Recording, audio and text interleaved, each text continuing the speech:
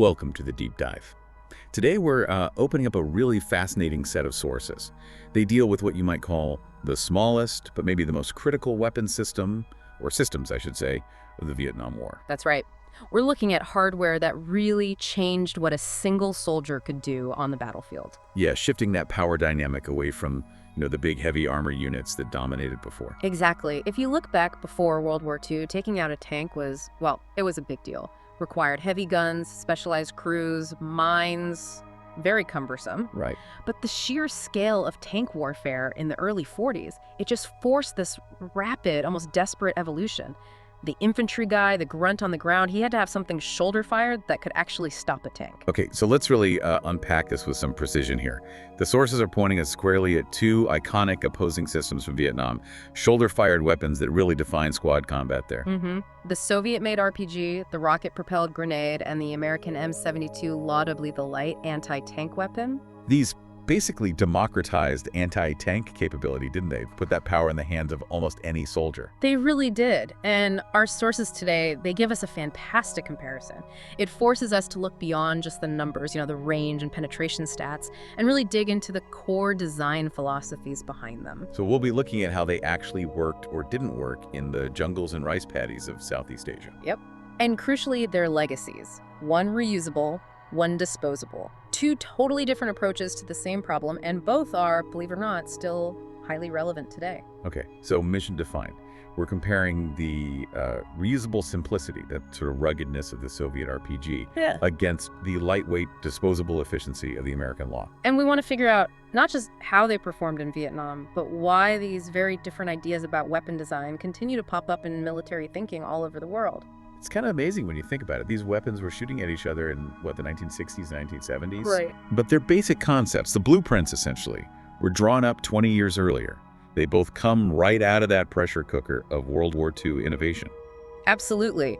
WWII wasn't just those huge tank battles like Kursk, It was also this bitter realization that tanks were just rolling over infantry units. Yeah. So military designers everywhere had to fast-track these shoulder-fired weapons. And the key tech was the chemical energy warhead, the heat round, high-explosive anti-tank. Instead of just trying to punch through with a big, fast, heavy bullet. Exactly. The heat round meant you didn't need massive velocity. You used a shaped charge to focus the blast, making the weapon light enough for one person to actually carry and fire. And if you look at the American weapon, the M72 LAW, you can see that family tree pretty clearly, can't you? It wasn't just invented out of thin air after the war. Oh, definitely not. It's the next step in a line that includes earlier successes, but also some compromises. Right. So the law's core idea, fire at once and throw the tube away, that owes a lot to the Germans, doesn't it? It does. It was profoundly influenced by the German Panzerfaust. That was maybe the ultimate disposable, last-ditch anti-tank weapon. Cheap, easy to use, almost no training needed. A real point-and-shoot solution for desperate times. Pretty much. And it showed designers the tactical value of something cheap and forgettable. But the Americans already had their own tradition, right? The bazooka. The M1 bazooka. But that was reusable. Yes. The Panzerfaust was the disposable model, but the Americans had the M1 bazooka, later the M9 and M20 super bazooka. Effective, sure, but they were bulky, kind of heavy, needed a two-man crew usually. Right, the loader had to be right there. Yeah, and the logistics were more involved. So the M72 LAW emerges from this tension. It needed the Panzerfaust's ease of use and portability, but maybe with the better range and reliability of a rocket system, not just a simple charge projector. And crucially, it had to ditch the bazooka's bulk. Okay, let's pivot to the other side. The weapon that probably gained the most globally fearsome reputation. The RPG. The rocket-propelled grenade. Yeah, our sources consistently highlight it as one of the most effective and certainly one of the most feared weapons used by the North Vietnamese Army, the NVA, and the Viet Cong. Now, here's something really important for listeners to get straight. We casually say the RPG, but in Vietnam, that wasn't just one thing, was it? No, absolutely not, and this is crucial. The specific types they encountered were primarily the Soviet RPG-2, and then later, and arguably more effectively, the RPG-7. Okay, RPG-2 and RPG-7. And these were classic Soviet designs, engineered for simplicity, mass production, and just sheer ruggedness, built to work anywhere by anyone. But here's where the history gets a bit tangled, and context really matters. American and South Vietnamese troops on the ground, especially early on, they didn't usually call them RPG-2 or RPG-7. Right. This causes a lot of confusion if you're reading memoirs or after-action reports. So what did they call them? This is that aha moment for understanding the sources. During the war, these RPGs were almost universally known to U.S. and ARVN forces as the B-40 and the B-41. B-40 and B-41. Where'd that come from? The thinking is it likely came from early intelligence, possibly inherited from the French, who were fighting there earlier. B may be standing for Butewaffen captured weapons. The B-40 generally corresponds to the older RPG-2. Okay. And the B-41 corresponds to the more advanced and much more dangerous RPG-7. So if you read a vet's account and they talk about the dread of facing the B-41, you're reading about the RPG-7, plain and simple. why did those names stick, even when U.S. intelligence must have known the real Soviet designations later on? Battlefield slang just takes hold, doesn't it? It's based on those first encounters. What gets passed around in training, what's easy to say under fire. B-40, B-41, they were simple, became shorthand. It's a great example of how local military jargon can just override the official terminology. So yeah, understanding B-41 equals RPG-7 is pretty vital to making sense of the combat history. Absolutely critical. Okay, let's dig into the origins then. The RPG wasn't something whipped up just for Vietnam, right? It was already a well-established Soviet weapon. Correct. It traces its roots back to Soviet work in the late 1940s, evolving from things like the PG-70 grenade concepts. The RPG-2 itself actually entered Soviet service way back in 1949. Wow, okay, so it had been around a while. A long while. And its success meant it was mass-produced, exported everywhere, built under license in places like China and Eastern Europe.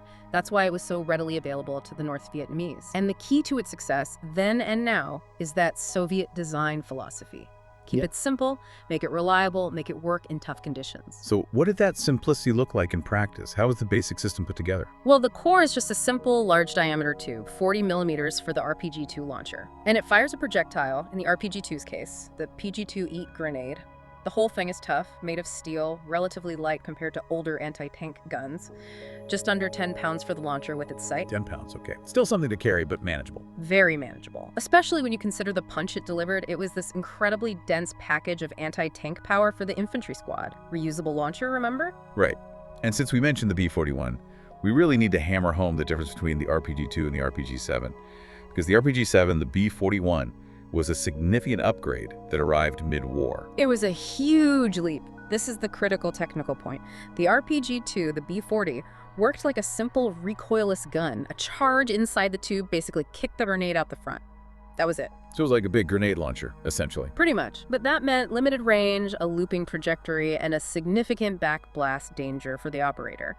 The RPG-7, the B-41, totally changed the game. It added a small, solid-fuel booster rocket to the grenade itself. Oh, okay, so the grenade leaves the tube. Yeah, it gets an initial kick out of the tube, travels a safe distance, maybe 10 meters or so. Right. And then the booster rocket ignites, accelerating the grenade significantly. So it wasn't just coasting, it got a second wind. Yeah. What did that actually do for performance? Oh, it dramatically improved the range, flattened the trajectory right out, making it much, much easier to aim accurately at longer distances.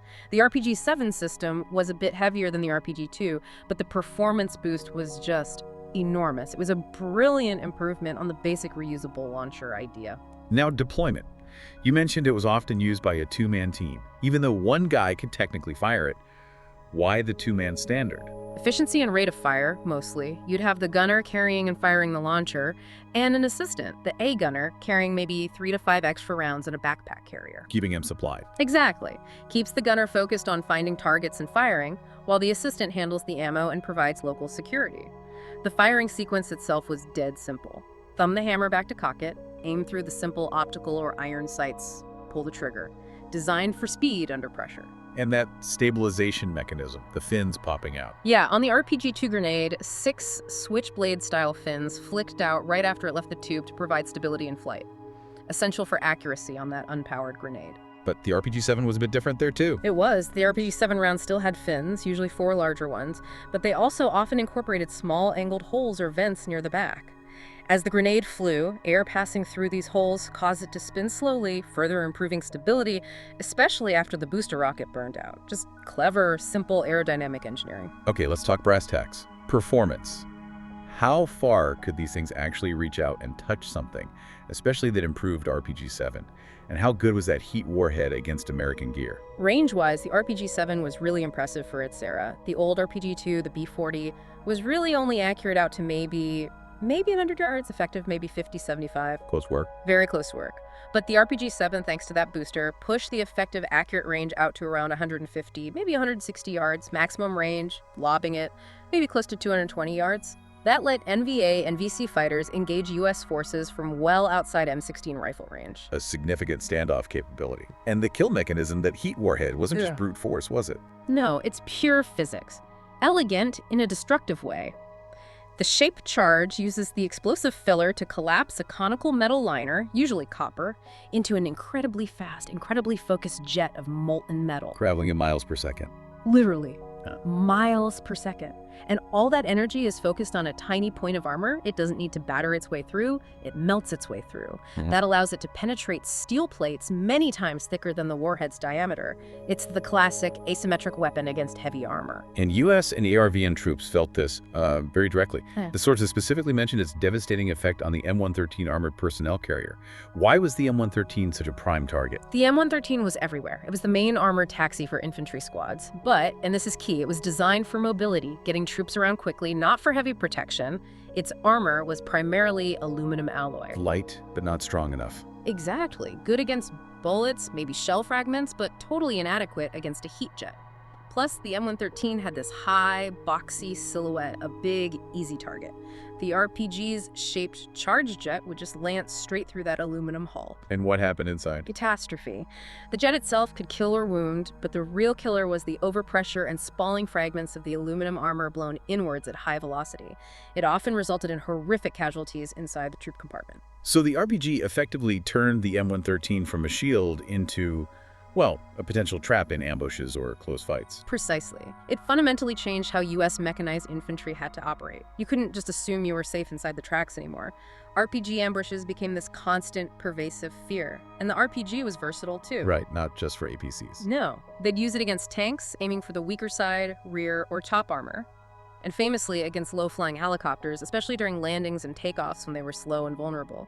That multi-role capability really cemented its reputation. And the legacy is undeniable.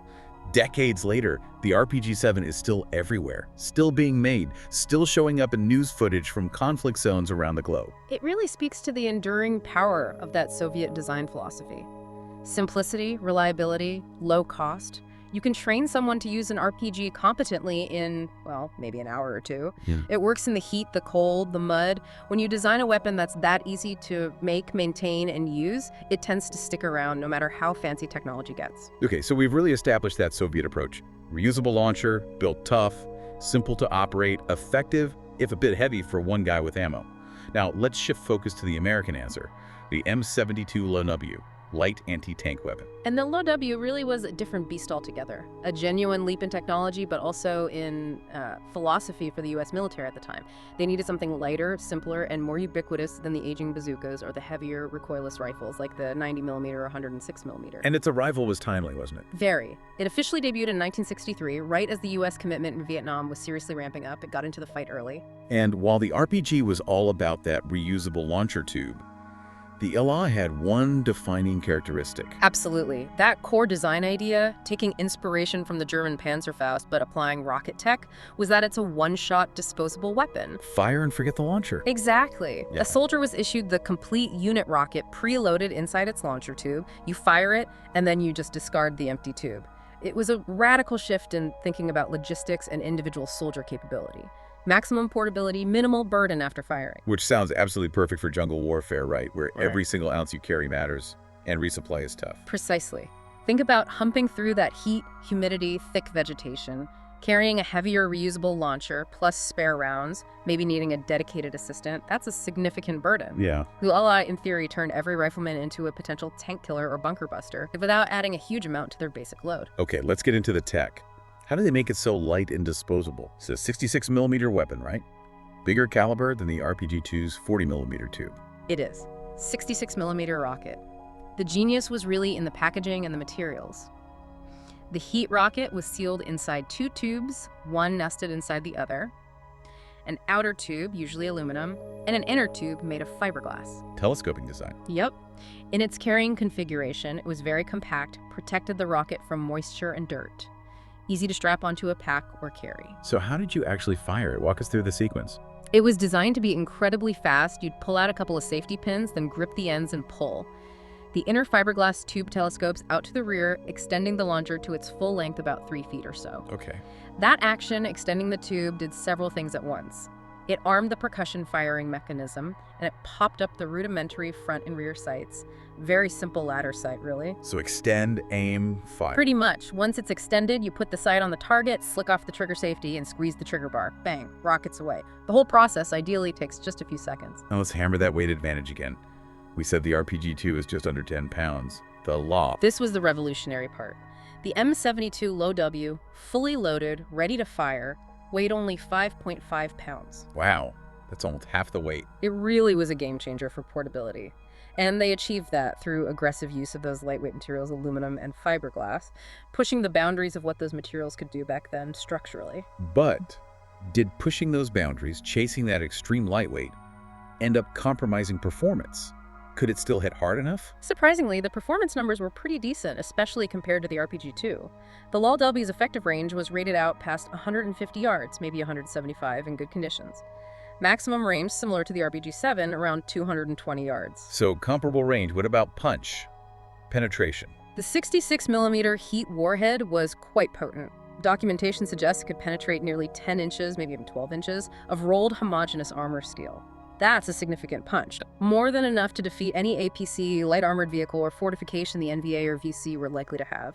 Maybe not the front slump of a main battle tank, but certainly vulnerable side or rear aspects. You mentioned pushing the materials, though. That focus on lightweight, it didn't come without problems, did it? Especially early on in Vietnam. No, it absolutely did not. And this is the defining and somewhat infamous anecdote about the Law Lodge's early service life. Our sources are clear. There was a major issue that forced the weapon to be temporarily recalled from the field. Recalled? What was happening? The problem was apparently related to either the rocket motor propellant being unstable or maybe the fuse in the warhead. Whatever the root cause, the result was terrifying. The warhead could detonate prematurely while the rocket was still in flight, sometimes just yards from the muzzle after launch. Wait. Exploding in midair right after you fired it, potentially right near the operator. Exactly. Imagine the effect on troop confidence. You're in a firefight, you pull out your only anti-armor weapon, fire it, and there's a non-trivial chance it could blow up right in front of you, or worse. That's not just a flaw. That's a fundamental betrayal of trust between the soldier and their weapon. It was a genuine crisis. The U.S. military had no choice but to initiate a massive recall and temporarily suspend its use in Vietnam. That was a huge logistical headache and left units without their planned lightweight anti-armor capability for a period. What did they do to fix it? Intense engineering effort went into identifying the failure points and implementing modifications.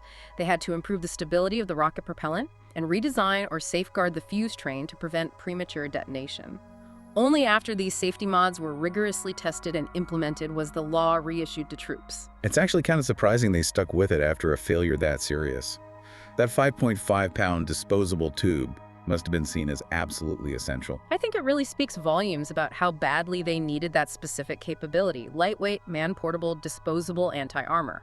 The Law Double, even with that disastrous start, filled a niche that nothing else could at that weight class. Its core concept, its logistical advantages, were just too compelling to abandon, even after a major recall. And clearly, that commitment paid off eventually.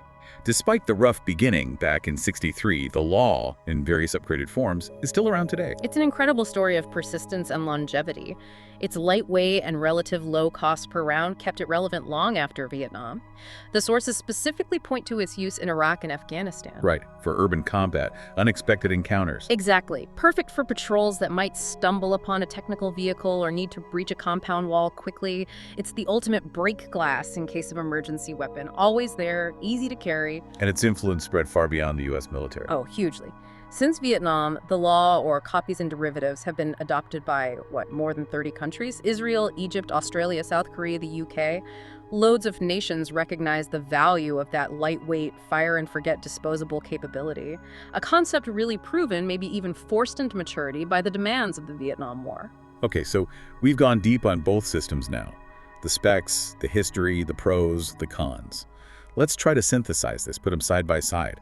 Because on the ground in Vietnam, they represented these two clashing philosophies of weapon design. Absolutely. If you boil it down, it's that core difference. Reusable simplicity versus lightweight disposable efficiency. Right. The RPG, sturdier, maybe more reliable overall, once debugged, reusable steel tube, just under 10 pounds for launcher, really optimized for a two-man team to keep it fed with ammo. Which meant fewer launchers needed to be manufactured overall, saving industrial resources back in the Soviet Union or China, but it put more burden on the soldiers carrying it. Whereas the Legisfueler, maximum portability, 5.5 pounds, every soldier can potentially carry one.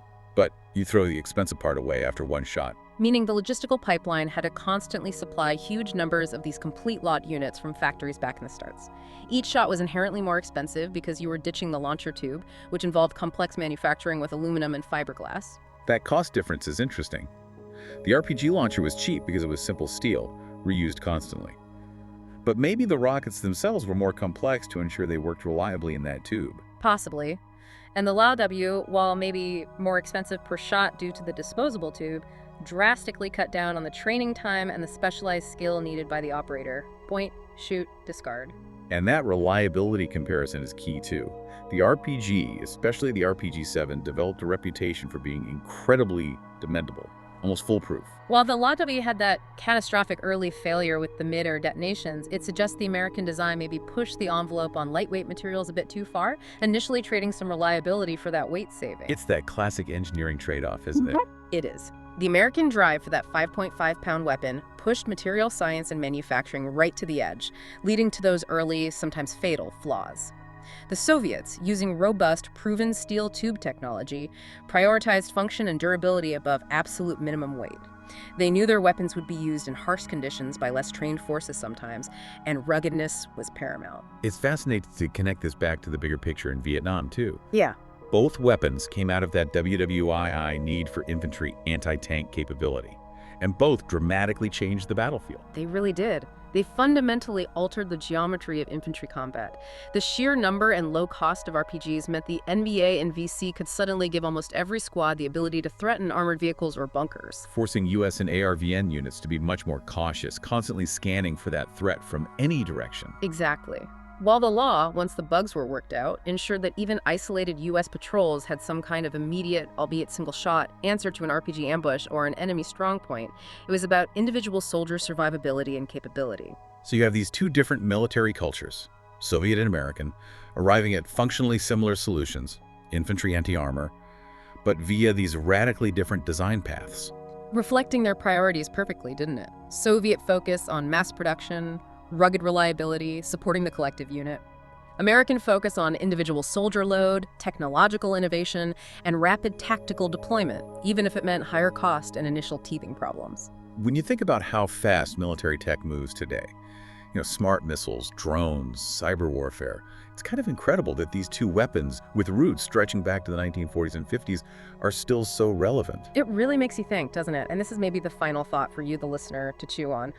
What does the incredible longevity and the continued widespread use of relatively simple weapons like the RPG and LAW duel tell us about modern warfare? Despite all the high-tech advancements, these basic heat warhead launchers, designed decades ago, still play a massive role in small unit fights all over the world. Why? Because maybe sometimes factors like cost, ease of use, accessibility, and just plain ruggedness still outweigh pinpoint accuracy or networked capability in certain situations. They're not just museum pieces, they're still shading how soldiers fight today, because that core capability, one soldier destroying something much bigger and tougher, is still fundamental. Exactly. The battle between the reusable, robust RPG philosophy and the lightweight, disposable LAW philosophy, well, it's still being fought, in a way. In procurement decisions and tactical doctrine, it just proves that sometimes the simplest, most adaptable solutions are the ones that truly last. So quite a journey today. We touched on that massive shift coming out of World War II, got into those confusing B-40 and B-41 designations for the RPGs in Vietnam. Differentiating the RPG-2 from that game-changing rocket-boosted RPG-7. Yeah, and we looked at why the RPG, at under 10 pounds, was so deadly against the M113 APC. Then we contrasted that with the M72 LAW incredibly light at 5.5 pounds, that clever telescoping tube. But with that really troubled start, that recall due to the in-flight explosions. Right, and yet both systems ended up having these incredibly long service lives, still popping up all over the globe. It's just a powerful reminder of how vital infantry anti-armor became, proving even small units could stand up to much heavier forces. Well, thank you for sharing these sources and taking this deep dive with us into the world of shoulder-fired rockets. It's been fascinating. My pleasure. Always interesting to see how these old designs endure. Absolutely. Until next time, keep digging.